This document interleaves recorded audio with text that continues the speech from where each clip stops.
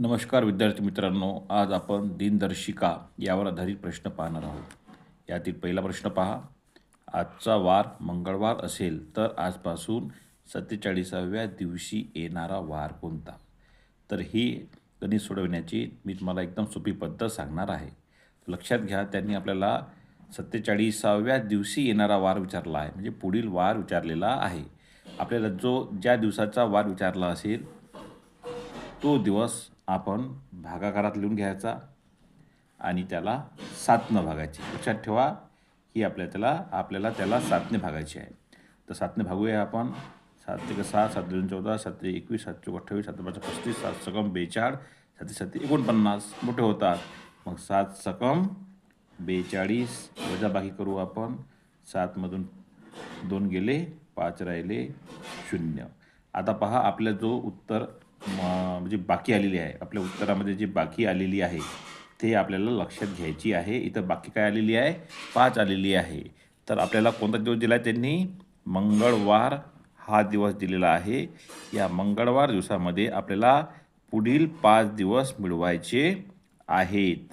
म्हणजे पहा, मंगळवारच्या पुढं बुधवार, गुरुवार, शुक्रवार, शनिवार आणि रविवार, म्हणजे जो 5वा दिवस येतो तो आहे रविवार. म्हणजेच 47व्या दिवशी कोणता वार येईल? रविवार येईल.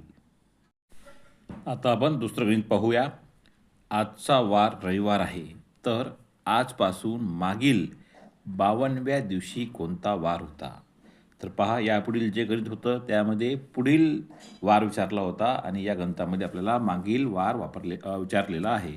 तर आपली ही जे गणित सोडवायची पद्धत आहे ते आपल्याला मागील गणिताप्रमाणे सेम आहे. तर आपल्याला 52वा जो दिवस विचारला आहे तो आपण लिहून घेऊ आणि त्याला काय करू? 7ने भागूया.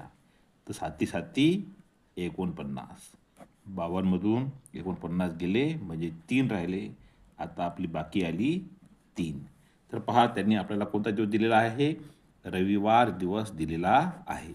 आता त्यांनी आपल्याला मागील विचारला आहे, तर आपल्याला याच्या मागील दिवस घ्यायला लागेल. म्हणजे रविवारच्या मागे शनिवार, शुक्रवार आणि गुरुवार. आपली बाकी 3 आली होती, म्हणून आपण मागील तिसरा दिवस घेऊया. 1 2 आणि 3.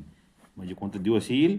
तर गुरुवार हा दिवस मागील 52व्या दिवशी येईल.